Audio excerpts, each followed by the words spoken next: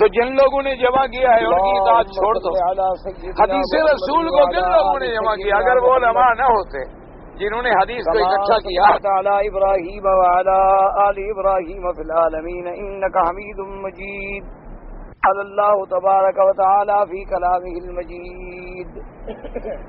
اعوذ باللہ من الشیطان الرجیم. بسم اللہ الرحمن الرحیم.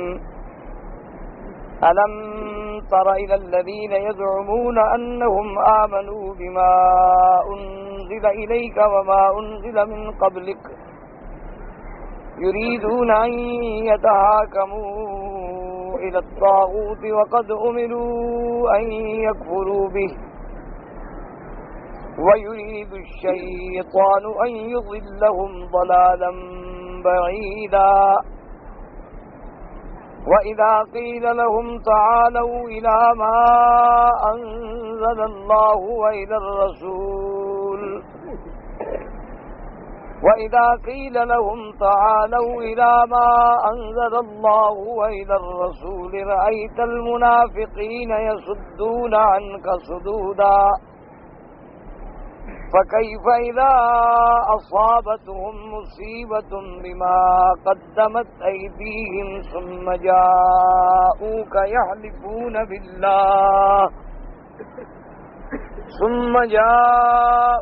يحلفون بالله إن أردنا إلا إحسانا وتوفيقا.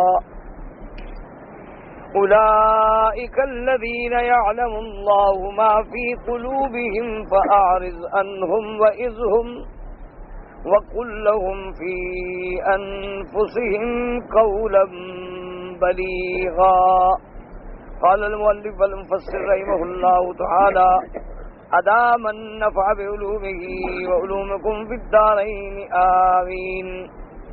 هذا إنكار من الله عز وجل على من يدعي الإيمان بما أنزل الله على رسوله وعلى الأنبياء الأقدمين عليهم الصلاة والتسليم، وهو مع ذلك يريد أن يتحاكم في فصل الخصومات إلى غير كتاب الله وسنة رسوله، كما ذكر في سبب نزول هذه الآية أنها في رجل من الأنصار ورجل من اليهود تخاصما، فجعل اليهودي يقول بيني وبينك محمد صلى الله عليه وسلم وذاك يقول بيني وبينك كعب بن الأشرف.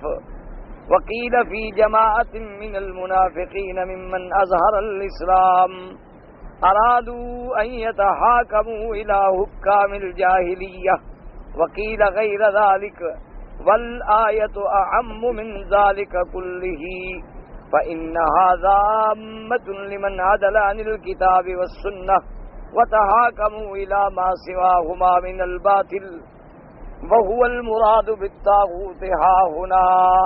اب مفسر رحمۃ اللہ علیہ ان آیات مبارکہ کی تفسیر فرماتے ہیں کہ اللہ تبارک و تعالیٰ نے ان لوگوں کی کہ جو دعویٰ تو کرتے ہیں ایمان کا کہ ہم مسلمان ہیں، اللہ کے رسول پہ ہمارا ایمان ہے، لیکن جب کوئی مسائل آئیں، تنازع آئے، اختلاف آئے، تو اپنے فیصلے جو ہیں وہ اللہ اور اللہ کے رسول کے احکام کے بجائے جاہلیت کے احکام اور جاہلیت کے قانون کے مطابق کرتے ہیں. تو اس لیے اللہ نے ان کی مذمت کی کہ یہ کبھی مسلمان کا یا ایمان والے کی یہ شان ہو ہی نہیں سکتی، کیونکہ مسلمان کا تو قاعدہ یہ ہے کہ اپنے ہر معاملے میں اپنے ذاتی معاملات، اجتماعی معاملات، خصومات، مقدمات، تنازعات سب میں رجوع کرے اللہ کے قرآن کی طرف اور حضور پاک صلی اللہ علیہ وآلہ آلہ وصحبہ وسلم تسلیما کثیرا کثیرا کی سنت کی طرف، کیونکہ تمام مسلمانوں کے لیے اصل جو ہے، بنیاد جو ہے وہ کیا ہے؟ کتاب اللہ اور سنت رسول اللہ صلی اللہ علیہ وآلہ آلہ واصحابہ وسلم تسلیما کثیرا کثیرا. اور یہی ہمیں اللہ نے حکم دیا ہے اور یہی اللہ نے ہمیں سکھلایا ہے کہ ہم ہر نماز میں ہر وقت اللہ سے دعا مانگتے ہیں کہ اہدنا الصراط المستقیم، کہ یا اللہ ہمیں سیدھے راستے کی ہدایت عطا فرما۔ اور صراط المستقیم کن لوگوں کا؟ صراط الذین انعمت علیہم، ہمیں ان لوگوں کے راستے پہ چلا جن پہ تو نے انعام کیا۔ اور اللہ نے کن پہ انعام کیا؟ اولئک مع الذین انعم اللہ علیہم من النبیین والصدیقین والشہداء والصالحین وحسن اولئک رفیقا۔ تو اس لیے ہمیشہ یاد رکھیں کہ ہر وقت آدمی کا ایمان، اس کا عقیدہ، اس کا تعلق جو ہے وہ اس بات سے ہو کہ ہمارا ہر معاملہ جو ہے اللہ کے قرآن اور سنت کے ساتھ، چاہے وہ ہمارے عقائد ہیں، چاہے وہ ہمارے معاملات ہیں، چاہے وہ ہمارے متنازعات، خصومات ہیں، جھگڑے ہیں۔ اب مشکلات ہیں مثلا کہ ہم ایک ایسے ملک میں رہتے ہیں، یا تو وہ ملک ہی کافروں کا ہے اور حکومت بھی کافروں کی ہے، اب وہاں تو ہمارے بس میں کچھ نہیں، ہم معذور ہیں، مجبور ہیں، کچھ نہیں کر سکتے۔ تو وہاں تو مسلمانوں کے لیے اللہ نے باقاعدہ احکام جاری فرمائے ہیں، بات کو سمجھو۔ اگر تو دیار کفر ہیں، دیار حرب ہیں، کافروں کے ملک ہیں، اور آپ وہاں فرائض اللہ بھی ادا نہیں کر سکتے، یعنی آپ کو وہاں اتنی آزادی بھی نہیں کہ اللہ کے فرائض پورے کر سکیں، نماز ہے، روزہ ہے، حج ہے، زکوٰۃ ہے، قربانی ہے، تو وہاں تو اللہ نے حکم دے دیا کہ ایسی جگہ سے نکل جاؤ، ہجرت کرو، ایسی جگہ پہ رہنا جائز ہی نہیں۔ شریعت نے حکم دے دیا ہے کہ جس ملک میں اگر وہ دیار کفر ہے، دیار شرک ہے، غیر مسلموں کی حکومت ہے، اور ہیں بھی اتنے متعصب متشدد کہ کوئی مسلمان اپنے دین پہ قائم ہی نہیں رہ سکتا، فرائض اللہ بھی ادا نہیں کر سکتا، اللہ نے فرمایا پھر اس جگہ کو چھوڑ دیں، آپ ہجرت کریں۔ اور ارض اللہ واسعۃ، اللہ کی زمین بہت بڑی ہے۔ اللہ تبارک و تعالی ومن یہاجر فی سبیل اللہ یجد فی الارض مراغما کثیرا وسعا، اللہ نے فرمایا جو میرے لیے اپنا وطن چھوڑتا ہے، گھر چھوڑتا ہے، ہم بھی آگے اس کے لیے آسانیاں پیدا فرما دیتی ہیں۔ ایک حکم تو ان کا۔ اچھا، ایک حکم یہ ہے کہ بھائی دیار کفر ہیں، مانا یہ یعنی حکومت جو ہے وہ کافروں کی ہے، لیکن دار الامن ہے، دار الحرب نہیں۔ کیا مانا کہ وہاں وہ مسلمانوں کو بھی نہیں روکتے کہ بھی تم عبادت کرو، مسجد بناؤ، نماز پڑھو، جماعت کرو، روزہ رکھو، بچوں کو قرآن پڑھاؤ، تو مدرسہ بناؤ، مسجد، تو کوئی منع نہیں کرتے۔ تو اب وہاں سے ہمیں نکلنا تو فرض نہیں ہے، لیکن ہم اپنے دین پہ جمے رہیں اور ہر ممکن ہم یہ کوشش کریں کہ ہمارا فیصلہ جو ہے وہ کافروں کے پاس نہ جائے۔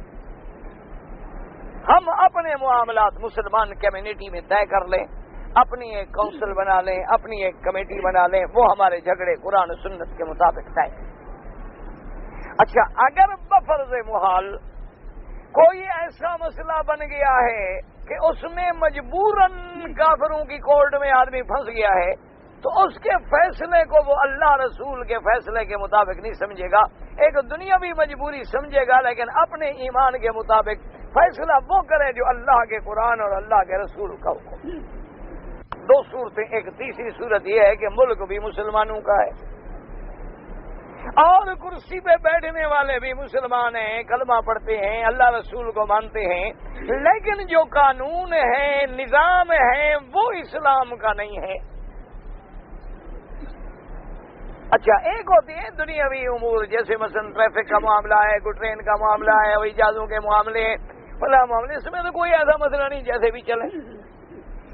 مسائل یہ ہیں کہ جہاں اسلام کے بنیادی مسئلے ہیں، اب نکاح ہے، طلاق ہے، آئلی مسائل ہیں، اسی طریقے سے لین دین ہے، قرض ہے، اسی طریقے سے زنا ہے، سرقہ ہے، حدود ہے، تو اب وہ وہاں کیا کرے کہ ہیں تو مسلمان لیکن قانون اسلام کا نہیں۔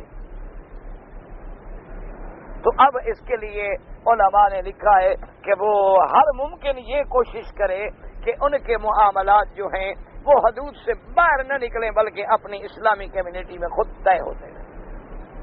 اور اگر کبھی فرض محال اس کورٹ نے فیصلہ کر دیا، جیسے ہمارے یہاں تنسیق کا فیصلہ ہو جاتا ہے یا کوئی اور کورٹ فیصلہ کر دیتی ہے جو اسلام کے حکم کے خلاف ہے تو ہم پابند نہیں ہوں گے اور نہ ہم اس کو سمجھیں گے کہ یہ اللہ رسول کا فیصلہ. اس لیے ہمیشہ یاد رکھیں بڑی احتیاط کی ضرورت ہے. بعض لوگ کرتے ہیں نا کہ ٹھیک ہے جی دعویٰ کر دیا عدالت نے تصدیق کر دی جی نکاح ختم ہو گیا. بھائی کیسے ختم ہو گیا؟ انگریزی قانون کے مطابق ختم ہو گیا؟ وہ ختم نہیں ہوتا.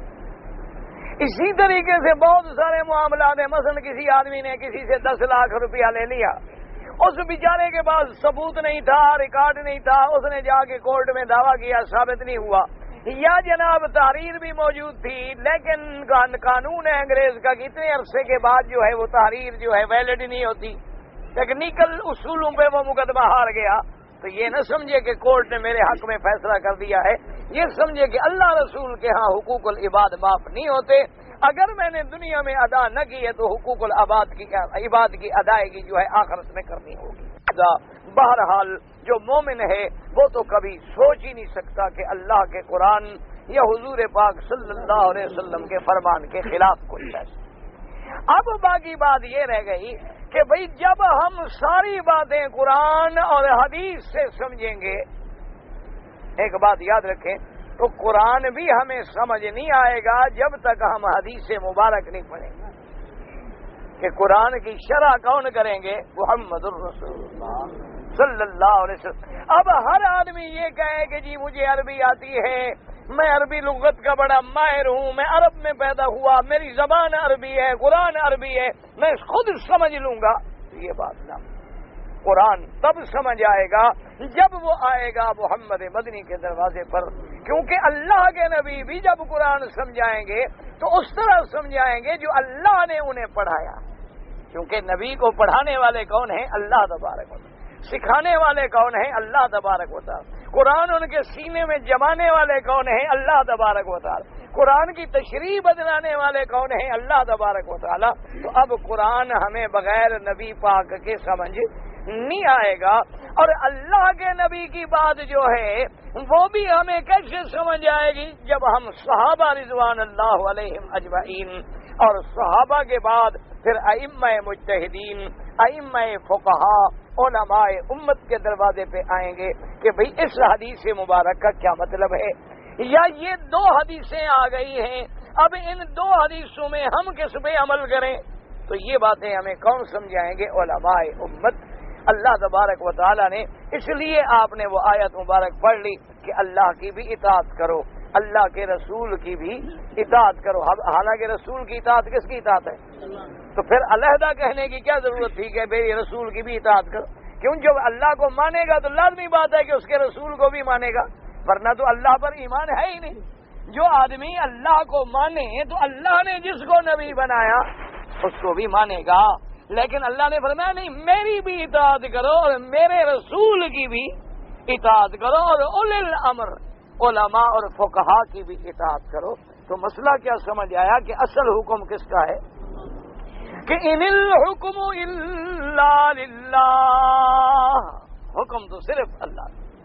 اب اللہ کا نبی بھی اللہ کے حکم کے سمجھانے والے ہیں کہ ما ینطق عن الہوی ان هو الا وحی یوحی. اللہ کا نبی کوئی حکم کوئی فرمان نہیں صادر فرماتے جب تک کہ اللہ وحی نہ فرمائے. اب فرق یہ ہے کہ ایک وحی جلی ہے جو قرآن ہے, اور ایک وحی خفی ہے جو اللہ اپنے نبی کے دل میں ڈال دیتے ہیں, اور اللہ کے نبی پھر اپنی امت کے سامنے نمونہ بن کے دکھلا دیتے ہیں. ورنہ حکم تو صرف اللہ کا ہے. اللہ کا نبی بھی اللہ کے حکم کو سمجھائیں گے, فقہا علماء بھی حضور کے حکم کو سمجھائیں گے. بات تو وہی رہے گی کہ حکم صرف اللہ کا چلے گا, لیکن اللہ کے حکم کو سمجھنے کے لیے راستے ہیں کہ سمجھیں کیسے. تو ہمیں سمجھایا گیا کہ تیرا واسطہ علماء سے ہے, علماء کا واسطہ فقہا سے ہے, فقہا کا واسطہ جو ہے وہ محدثین سے ہے, ان کا واسطہ جو ہے حدیث محمد مصطفیٰ سے ہے, اور حدیث مبارک جو ہے وہ تشریح ہے اللہ تبارک و تعالیٰ کے قرآن کی. اس لیے یاد رکھیں ہمیشہ کے ہر معاملے میں اگر ہم نے علماء اور فقہا سے اپنا دامن توڑ لیا تو پھر حدیث سمجھ نہیں آئے گی. اور اگر ہم نے حدیث محمد مصطفیٰ سے رشتہ توڑ لیا تو پھر قرآن سمجھ نہیں آئے گا. اسی لیے دیکھا نا آپ نے کتنے لوگ برباد ہو گئے کہ دعویٰ کیسا خوبصورت کیا کہ ہم اہل قرآن ہیں، ہم جی قرآن ماننے والے ہیں، لیکن اندر کتنا بڑا کفر تھا کہ ہم نبی کی بات نہیں مانتے جی، ہم تو قرآن مانتے. بس جو اللہ کا حکم ہے، جب حکم اللہ کا ہے تو ہم اور کسی کی بات کیوں مانیں؟ نتیجہ اس کا کیا نکلا کہ گمراہ ہو گئے، اسلام سے ہٹ گئے اور زیادہ مستقیم سے بھٹک گئے. کیونکہ وہ اب ہر بات کو جب قرآن سے ڈھونڈیں گے تو پھر تو سوال ہی پیدا نہیں ہوتا. پھر تو آپ سے ایک کافر مطالبہ کرے گا. ایک آسان سی بات ہے، اگر آج آپ کو ایک کافر چیلنج کرے کہ جی مجھے 4 رکعتیں عشاء کی جو ہیں وہ قرآن سے ثابت کرو، کس آیت میں لکھا ہوا ہے، تو آپ کیا ثابت کر سکتے؟ آپ کیسے اس کو بتلا سکتے؟ اگر وہ یہ کہے کہ مجھے ثابت کریں کہ زکوٰۃ جو ہے نصاب کیا ہے، یہ کہاں لکھا ہے کہ 40 بکریوں کے بعد زکوٰۃ، اگر 39 ہیں تو نہیں ہے، یہ کہاں لکھا ہے؟ وہ کہے جناب مجھے دکھلاؤ یہ کہاں لکھا ہوا ہے قرآن میں کہ 7.25 تولے سونا ہو تو زکوٰۃ ہے اور 52.5 تولے چاندی ہو تو زکوٰۃ ہے، یہ کہاں کس آیت میں لکھا ہو؟ مانا یہ ہے کہ پھر تو سارا دین ختم ہو گیا، پھر تو سارا دین ہی ختم ہو گیا. ایک عورت آئی حضرت عبداللہ ابن مسعود رضی اللہ تعالیٰ عنہ کی خدمت میں، اس نے کہا حضور آپ نے فرمایا ہے کہ عورتیں جو ہیں یہ اپنے بال جو ہیں بھووں کے یہ باریک نہیں کر سکتی، اور عورتیں جو ہیں یہ سوئیوں کے ساتھ جو داغ لگوا کے نام لکھتے ہیں پھول بناتے ہیں یہ نہیں بنا سکتی، اور عورتیں جو ہیں اپنے بالوں کے ساتھ دوسرے بال جوڑ کے وگے لگا کے یہ نہیں کر سکتی. تو یہ کہاں ہے؟ حضرت عبداللہ بن مسعود نے فرمایا بی بی یہ اللہ کا حکم ہے، اللہ کے قرآن میں. تو وہ عورت چلی گئی اور کئی دنوں کے بعد پھر آ گئی. اس نے کہا کہ عبداللہ ابن مسعود آپ صحابی جلیل ہیں محمد الرسول اللہ رضی اللہ تعالیٰ عنہ، اور آپ نے مجھے فرمایا ہے کہ یہ حکم قرآن میں ہے کہ کوئی عورت جو ہے وہ اپنے بھویں جو ہیں، یہ بعض عورتیں ہیں نا سنگار کے لیے بال چنتی ہیں کہ باریک ہو جائیں اور سیدھے ہو جائیں اور خوبصورت لگیں، اور بعض عورتیں جو ہیں وہ اپنے بالوں سے دوسرے بال جوڑ لیتی ہیں کہ بال بڑے نظر آئیں. بعض عورتیں جو ہیں وہ اپنے بدن پہ پھول پتیاں یا کسی کا نام لکھوا لیتی ہیں. یہ سب چیزیں منع ہے قرآن میں. اس نے کہا حضرت میں نے تو قرآن کو الف سے لے کر یہ تک پڑھا ہے، کسی جگہ قرآن میں نہیں ہے، آپ نے کیسے فرما دیا؟ حضرت عبداللہ ابن مسعود نے بڑے حوصلے سے بڑے پیار سے فرمایا بی بی قرآن میں ہے.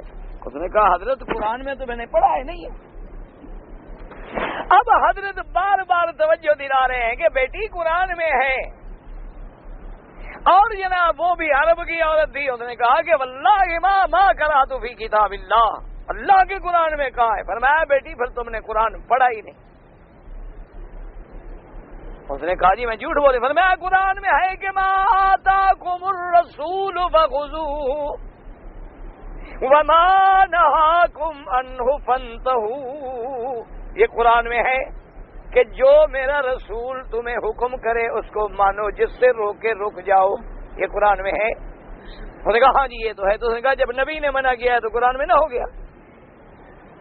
جب ان چیزوں سے نبی پاک نے منع کیا ہے کہ ان عورتوں پہ اللہ کی لعنت ہے جو اللہ تبارک و تعالیٰ کی تخلیق میں تبدیلیاں کرتی ہیں، اپنے میک اپ سنگار کے لیے اپنے بھویں بناتی ہیں، ان میں فاصلے کرتی ہیں یا دانتوں میں برابر برابر فاصلے کرتی ہیں، ان پہ اللہ نے لعنت بھیجی ہے. تو جب اللہ کے نبی نے لعنت بھیجی ہے تو اللہ نے لعنت بھیجی،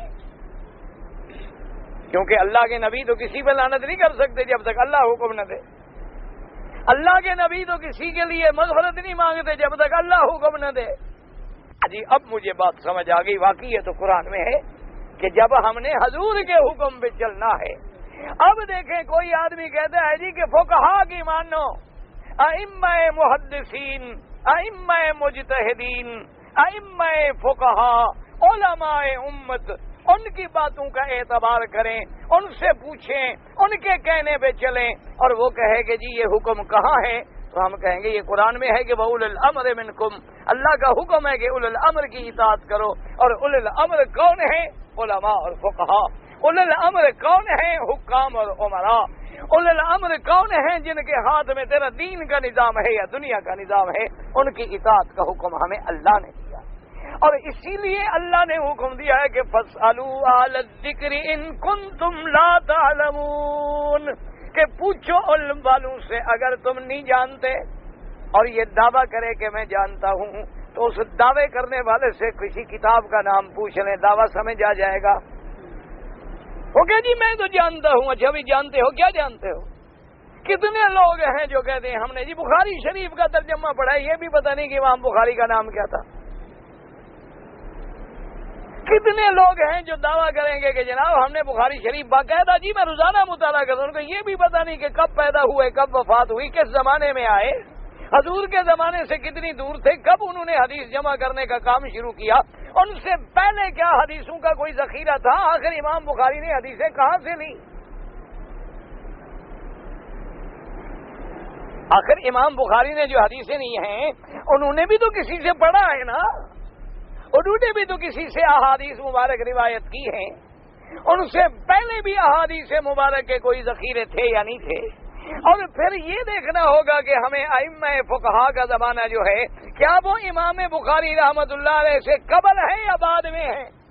تو جن کا زمانہ زیادہ قریب ہوگا محمد مصطفیٰ سے، جن کا زمانہ زیادہ قریب ہوگا حضور کے زمانے سے، مانا ہے کہ وہ تو خیر القرون کے ہوئے. خیر القرون قرنی ثم الذین یلونہم ثم الذین یلونہم او کما قال النبی صلی اللہ علیہ وآلہ آلہ واصحابہ وسلم. دوسری بات یہ سمجھیں کہ ایک آدمی کو یہ کہا جائے کہ بھائی تم اپنی لڑکیوں کو میراث دو. اسلام نے لڑکے کو بھی وارث بنایا ہے اور لڑکی کو بھی وارث بنایا ہے. وہ کہتے ہیں جناب میں نہیں دیتا کیونکہ انگریز کے قانون میں نہیں ہے. تو یہ آدمی پھر اسلام سے خارج ہے کہ اس نے اللہ کے قرآن کے قانون کا انکار کیا اور طاغوت کے قانون کا اقرار کیا. تو اس قسم کے لوگ جو ہیں وہ حدود اللہ سے اور اسلام کے حدود سے نکل جاتے ہیں. ایک ہے کوتاہی غفلت، ایک ہے انکار کہ وہ اللہ کے فیصلے کو نہیں مانتا. تو اس قسم کے انکار کرنے والے جو ہیں ان کے کفر میں کوئی شک نہیں. اس لیے اللہ نے فرمایا تھا کہ قرآن کو کون مانے گا، حدیث کو کون مانے گا. ان کنتم تؤمنون باللہ والیوم الآخر، اگر تمہارا اللہ پہ اور یوم آخرت پہ ایمان ہے. مانا یہ ہے کہ جو نہیں مانتا اس کا ایمان نہیں ہے. اس لیے اب اللہ نے اس آیت میں ارشاد فرمایا الم تر الی الذین یزعمون، میرا مدنی صلی اللہ علیہ وسلم کیا آپ نہیں جانتے ان لوگوں کو جو یہ گمان کرتی ہیں اور دعویٰ کرتی ہیں، اعلان کرتی ہیں کہ ہمارا قرآن پر بھی ایمان ہے، تورات پر بھی ایمان ہے. یہ دعویٰ کرنے کے بعد وَيُرِيدُونَ أَن يَتَحَاكَمُوا إِلَى الطَّاغُوتِ، اور فیصلے لے جاتے ہیں شیطان کی طرف، فیصلے لے جاتے ہیں طاغوت کی طرف. اللہ نے فرمایا ان بدبختوں کو دیکھو یہ کیسے مسلمان ہیں. تو اس لیے یاد رکھیں اگر کوئی آدمی آج یہ دعویٰ کرے کہ ہم مسلمان ہیں، ہم اللہ کے ماننے والے، اللہ کے رسول کے ماننے والے، حضور کے نام پہ ہم قربان ہونے والے سچے عاشق ہیں محمد مصطفیٰ کے صلی اللہ علیہ وسلم، لیکن فیصلہ جو ہے وہ لارڈ مکالے کا قانون کرے گا. ہماری عدالتوں میں، کورٹوں میں، ہر جگہ جو ہے انگریزی قانون ہوگا، بلکہ بدقسمتی دیکھو زبان بھی کافر کی ہوگی. مسلمان کو اپنی بولی بولتے ہوئے بھی شرم آتی ہے. حالانکہ وجہ کیا تھی؟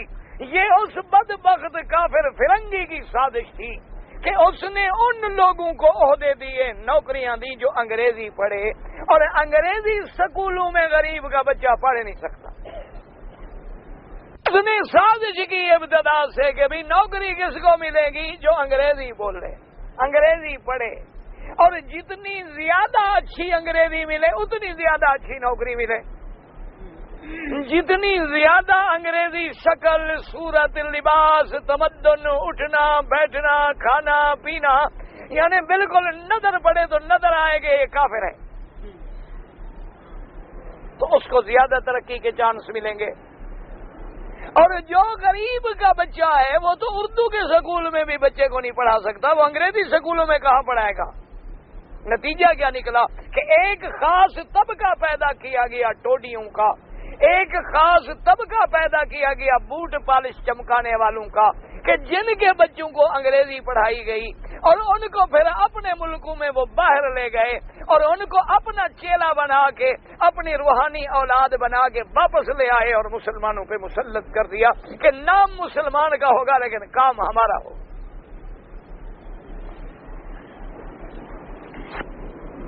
آپ اندازہ کریں، ہر مسلمان کی اپنی ایک زبان ہے، مثلا کسی کی زبان اردو ہے، کسی کی پنجابی ہے، کسی کی سندھی ہے، کسی کی بلوچی ہے، کسی کی اور زبانیں ہیں، کئی زبانیں ہیں مثلا۔ یا تو بھائی اس کو اس کی اپنی زبان میں تعلیم دو، یا پھر محمد مدنی کی زبان میں تعلیم دو صلی اللہ علیہ وسلم، یا اسے قرآن کی زبان میں تعلیم دو، اسے عربی پڑھاؤ۔ اگر عربی کی تعلیم لازمی قرار دے دی جاتی ہر مسلمان ملک میں، یقین کرو آج ان کا رشتہ اللہ رسول سے مضبوط ہوتا اور کفر سے وہ دور ہوتا۔ یہ بنیادی جھگڑے ہیں، کس کس بات کو روئیں گے؟ اس کا نتیجہ یہ ہے اب رہ گیا مذہب، تو انہوں نے جتنے انگریز کے سکولوں میں، کالجوں میں، یونیورسٹیوں میں ان کے بڑے بڑے پی ایچ ڈی، بڑے بڑے ڈگریاں لینے والے، ان کو ان کے دماغوں میں انہوں نے بٹھا دیا ہے کہ جی بالکل ہم اسلام کے قطعاً مخالف نہیں، ہم تو خود اہل کتاب ہیں۔ کمال کرتے ہیں، اسلام بڑا اچھا مذہب ہے، لیکن یہ ہر آدمی کا ایک پرسنل معاملہ ہے جو بندے کے اور اللہ کے درمیان میں ہے، اس کا ہمارے لوگوں سے کیا تعلق ہے؟ بس ٹھیک ہے آدمی نماز پڑھتا ہے، اچھی بات ہے، پڑھے، کوئی نہیں روکتا۔ اگر ایک آدمی مکہ شریف جاتا ہے عمرہ کرنے کے لیے، بڑی اچھی بات ہے، ضرور جائے۔ ایک آدمی مدینہ منورہ زیارت کرنے کے لیے جاتا ہوگا، ٹھیک ہے جی یہ پرسنل معاملہ ہے، لیکن لوگوں کے معاملات چلانے میں نعوذ باللہ اسلام ناکام ہے، اسلام کامیاب نہیں ہو سکتا۔ اس لیے ہمیں دوسرے قوانین کی ضرورت ہے کہ آج کلمے پڑھنے والا بھی یہ کہتا ہے کہ جناب بغیر سودی نظام کے بینک چل ہی نہیں سکتا، اور جب تک سود نہ ہو انڈسٹری لگ ہی نہیں سکتی، اور جب تک سود نہ ہو کارخانے چل ہی نہیں سکتے، اور جب تک سود نہ ہو ہمارے ملک ترقی نہیں کر سکتے۔ یہ اسی لانتی فرنگی کی پڑھائی ہوئی بات ہے جو ان کے دماغوں میں ڈالی گئی ہے، ورنہ اس وقت دنیا میں 123 بینک ہیں جو بغیر سود کے چلتے ہیں۔ کیسے دھوکہ دیتے ہیں آپ کے بغیر سود کے بینک نہیں چل سکتے؟ اور وہ بینک جو بغیر سود کے چل رہے ہیں، نظام مزاربت پر، مشارکت پر، نظام مرابحت پر، ان کی فائنل رپورٹیں آپ پڑھ لیں، وہ کہتے ہیں ہمیں کبھی نقصان نہیں ہوا بلکہ ہم سب سے زیادہ فائدے میں رہے۔ کیوں؟ اصولی بات ہے، اس میں نقصان ہو ہی نہیں سکتا، اس میں نقصان ہونے کا سوال ہی پیدا نہیں ہوتا۔ اسلام نے جب ہمیں اتنی بڑا اعزاز بخشا ہے کہ بھائی اگر میں انفرادی طور پہ کاروبار نہیں کر سکتا تو بینک کو میں اپنا گویا وکیل بنا رہا ہوں، کاروبار ہے، اور وہ 100 آدمی اس میں برابر کے شریک ہیں اس جائیداد میں، اب وہ اس جائیداد کو ڈوبتا ہوا کیسے دیکھیں گے؟ اور تیرے انگریز کا قانون تو یہ کہتا ہے کہ بڑا آدمی ہے، اس نے جناب ایک کاغذ پہ اپلیکیشن دی، فیزیبلٹی رپورٹ تیار کرائی، فرضی طور پہ 80 کروڑ منظور کرا لیا، کھا گیا۔ اب اس کے بعد مقدمے چلیں گے، سول کورٹ ہے، پھر جناب اس کے اوپر کورٹ ہے، پھر اس کے اوپر کورٹ ہے، سٹے لے لیں گے، 10 سال 20 سال اسی میں گزر جائیں گے، اور اگر اس کے بعد کوئی ڈگری شگری ہو بھی گئی تو دیوالیہ بن جائے گا کہ جی میرے پاس ہے کچھ نہیں، میں ڈوب گیا، مر گیا۔ اسی لیے جیسے اب انگریزی قانون کا بینک بھی آپ کو پیسے دیتا ہے کہ جی مکان خرید لیں، آپ قرضہ لے لیں ہم سے، جا کے مکان خرید لیں، ہم نے قرضہ لے لیا 10 لاکھ، مکان نہ خریدا، ہم نے اپنے بیٹے کی شادی پہ خرچ کر دیا، مکان تو ہے نہیں، نہ کرایہ ہے، اب 10 لاکھ اترے گا، انجام کیا ہوگا؟ سود چڑھتا گیا، اور اصل 10 لاکھ تھی تو 20 لاکھ سود بن گیا۔ اب جب میں نے لیا 10 لاکھ، اب 30 میں کہاں سے ادا کروں گا؟ نتیجہ یہ نکلا کہ میں بھاگوں گا، بینک بھی ڈوبیں گے، اصل بھی ڈوبیں گے۔ اسلام کہتا ہے نہ، وہ بینک کو درخواست دے کہ میں نے یہ مکان خریدنا ہے، بینک جا کے مکان خرید لے، چابی لے لے، قبضہ لے لے، پھر اس کے ساتھ سودا کر کے مکان دے۔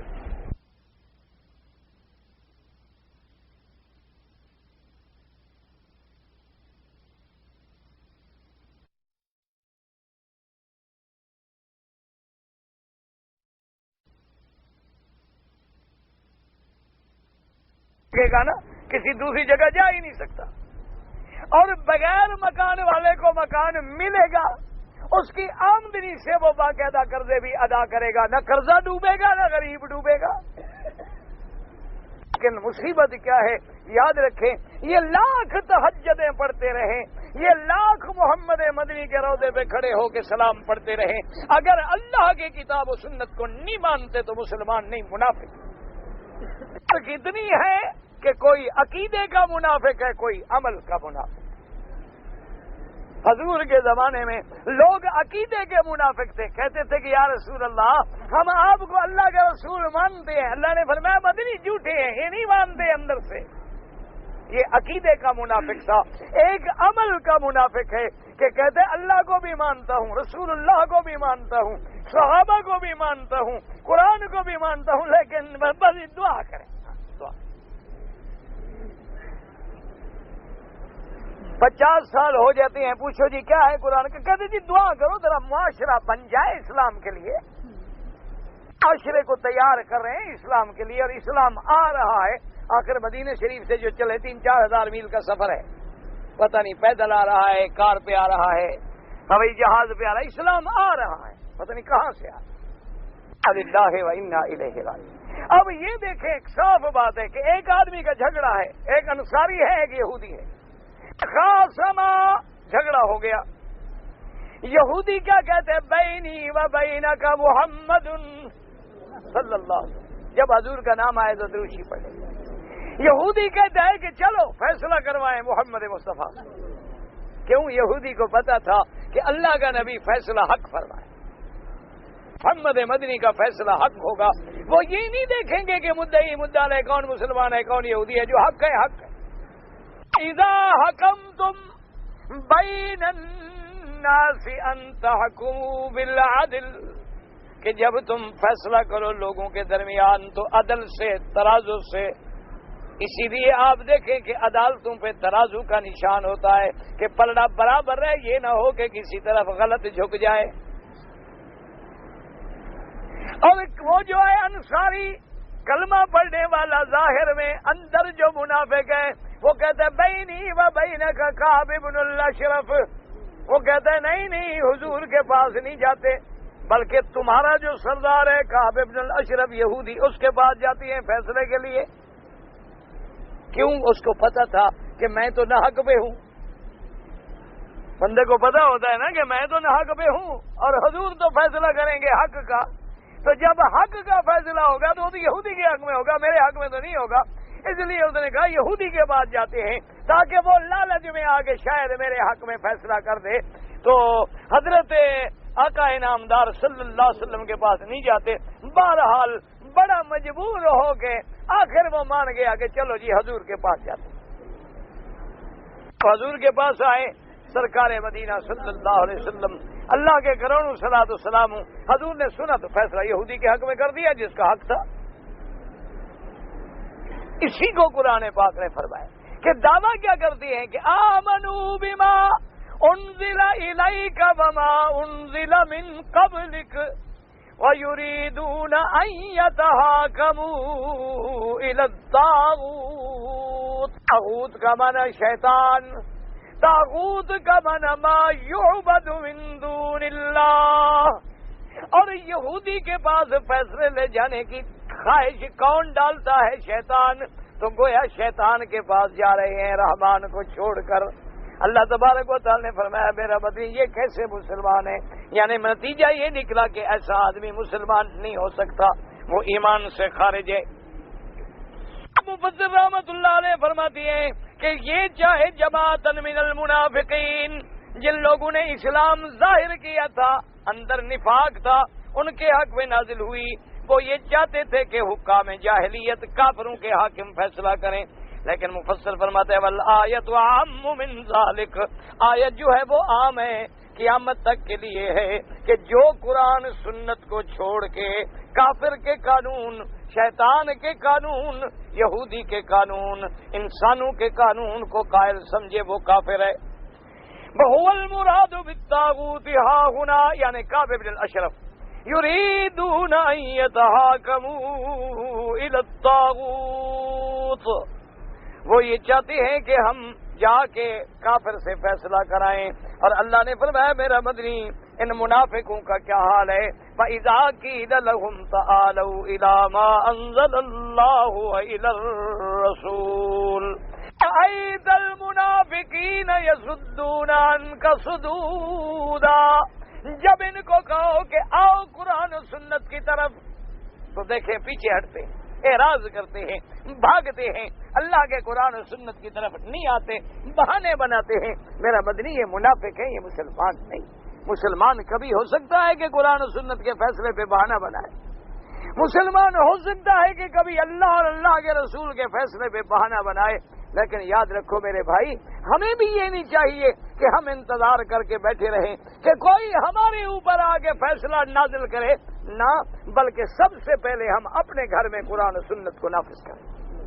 سب سے پہلے ہم اپنے بدن پر قرآن و سنت کو نافذ کریں، اپنے گھر میں، اہل میں، عیال میں، اولاد میں، فیملی میں، ملازمین میں، نوکروں میں، جو اللہ نے تمہیں اختیار دیا ہے، تمہاری فیکٹری ہے، دکان ہے، تاجر ہے، کاروباری ہے، زمیندار ہے، مزارے ہیں، ان میں پہلے قرآن و سنت کے مطابق فیصلے کرو.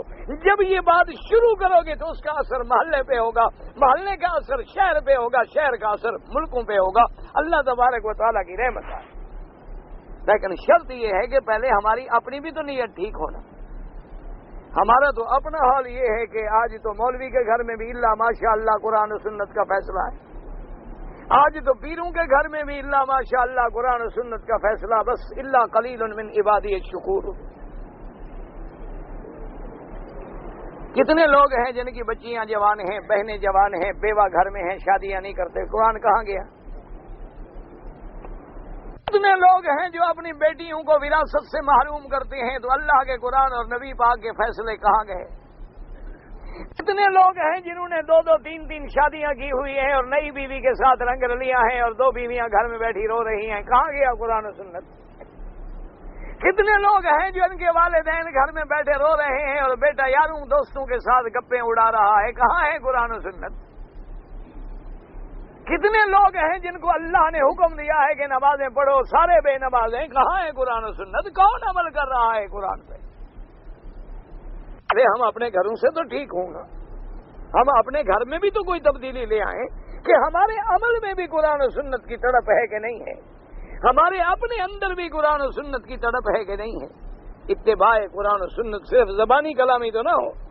اس لیے اللہ تبارک و تعالیٰ فرماتی ہیں کہ وَيَصُدُّونَ عَنْكَ صُدُودًا، منافقین جو ہیں وہ اعراض کرتے ہیں. يُعْرِضُونَ عَنْكَ اعراضًا كَالْمُسْتَكْبِرِينَ عَنْ ذَلِكَ، جیسے متکبر آدمی اعراض کرتا ہے جب ان کو اللہ کے رسول کی طرف بلاؤ تو یہ بھی اعراض کرتی ہیں. جیسے اللہ نے فرمایا مشرکین کو جب کہا جاتا ہے وَإِذَا قِيلَ لَهُمُ اتَّبِعُوا مَا أَنزَلَ اللَّهُ قالوا بل نتبع ما وجدنا علیہ آباءنا، کہ جب کافروں کو مشرکوں کو کہا جاتا ہے کہ آؤ قرآن کا فیصلہ مانو، وہ کہتے ہیں نہیں ہم تو اپنے باپ دادے کے طریقے پہ ہیں، ہمارے باپ دادے کا طریقہ جی اسی طرح چلا رہا ہے، بس ہم اسی پہ قائم. وَهَؤُلَاءِ بِخِلَافِ الْمُؤْمِنِينَ الَّذِينَ قَالَ اللَّهُ فِيهِمْ إِنَّمَا كَانَ قَوْلُ الْمُؤْمِنِينَ إِذَا دُعُوا إِلَى اللَّهِ وَرَسُولِهِ لِيَحْكُمَ بَيْنَهُمْ ان یقولوا سمعنا واطعنا، اللہ نے فرمایا ایمان والوں کی تو یہ حالت ہے کہ جب ان کو اللہ کے رسول کے فیصلے کی طرف بلایا جائے وہ کہتے ہیں سمعنا، حاضر حاضر، ہم نے سنا، ہم نے اطاعت کی بھی، جو اللہ کا فیصلہ آمنا ہو سکے۔ مومن کی شان یہ ہے عقیدے میں جھگڑا ہو فیصلہ قرآن کا، معاملات ہیں فیصلہ قرآن کا، گھریلو زندگی ہے فیصلہ قرآن کا، خارجی زندگی ہے فیصلہ قرآن کا، صرف دعویٰ نہیں زبانی بلکہ عمل کرے، اس پہ چلے، اس کے تابع۔ ثم قال تعالی فی ذم المنافقین فكيف إذا أصابتهم مصيبة بما قدمت أيديهم فكيف بهم إذا ساقتهم المقادير إليك في مصائب تتركهم بسبب ذنوبهم وتعجوا إليك في ذلك ثم جاءوك يحلفون بالله إن أردنا إلا إحسانا وتوفيقا أن يعتذرون إليك ويحلفون ما أردنا بذهابنا إلى غيرك وتحكمنا إلى أعدائك إلا اللسان والتوفيق المدارات والمسانیت لا اعتقاد من ناصیت تلک الحکومہ۔ اللہ نے فرمایا کہ پھر دیکھو میرے مدنی پاک، جب ان منافقوں کو پھر مصیبت پڑتی ہے، کوئی ایسی مجبوری آ جاتی ہے کہ پھر تیرے دروازے پہ آنا پڑتا ہے۔ اب جب کہا جائے کہ تم کافروں کے پاس کیوں گئے، وہ کہتے ہیں نہیں نہیں نہیں، ہمارا ان سے کوئی تعلق نہیں، ہم تو صرف اخلاقی طور پہ گئے تھے۔ جیسے آج کوئی آدمی ہو نا جی، آج ہمارے ہاں بھی یہی مصیبت ہے نا، کسی کو کہو کہ بابا یہ تو بدعت ہے، تم کیوں گئے؟ وہ کہتے ہیں نہیں جناب میں سمجھتا ہوں بدعت ہے، لیکن کیا کریں جی، آخر ہم سایہ گیری ہے نا، کچھ شرم بھی تو ہوتا ہے نا۔ یہ منافقوں کا کردار، اسی کا نام ہے منافق۔ اس کو کہو بابا یہ تعزیہ تم تو مانتے نہیں، تم تو اہل سنت والجماعت، تم کیا ماتم میں شریک؟ وہ کہتا ہے جی ہم جانتے ہیں بالکل جھوٹے ہیں، بالکل غلط ہے، لیکن کیا کریں حضرت، ہم سایہ گیری ہے، عورتیں ایک دوسرے کے گھر میں آتی جاتی رہتی ہیں، ہمارا بھی کوئی مر جائے تو وہ رونے کے لیے آ جاتے ہیں، اب ان کا مر گیا تو ہم بھی چلے گئے۔ اسی کا نام تو نفاق ہے، ورنہ مسلمان کا کام یہ ہے، وہ کہے بھی غلط ہے غلط، بس اللہ رسول اجازت نہیں دیتے، میں نہیں آتا۔ اسی لیے اور اگر اللہ رسول کا حکم ہے چاہے لاکھ ناراض ہو جاؤ میں چلوں گا، جیسے حضرت حذیفہ بن الیمان رضی اللہ تعالی عنہ صاحب سر رسول اللہ صلی اللہ علیہ وسلم، میرے مدنی کے محبوب صحابی ہیں۔ ایک جب کسرا کا علاقہ فتح ہو گیا، فارس فتح ہو گیا، حضرت حذیفہ بن الیمان بیٹھے کھانا کھا رہے ہیں اور ایک